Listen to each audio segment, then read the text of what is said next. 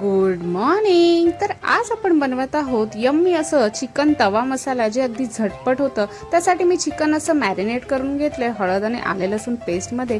इथे मी लोखंडी तव्यामध्ये कांदा बारीक चिरून त्यामध्ये आले लसूण पेस्ट आणि एक तेजपत्ता ॲड केलाय आणि थोडं मीठ सुद्धा ॲड केलंय. हे चांगलं आपल्याला परतून घ्यायचंय कांदा मऊसर होईपर्यंत.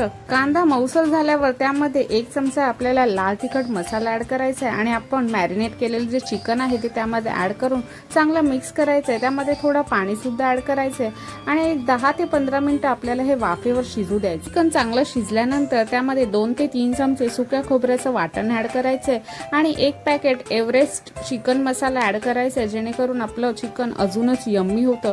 आणि हे चांगलं मिक्स करून एक 10 ते 15 मिनिटं परत आपल्याला चांगलं शिजून घ्यायचंय. हवं तर थोडं पाणी ॲड करू शकता. आणि इथे आपलं यम्मी असं तवा चिकन मसाला रेडी आहे. तर भेटूया पुढच्या ब्लॉगमध्ये. तोपर्यंत बाय.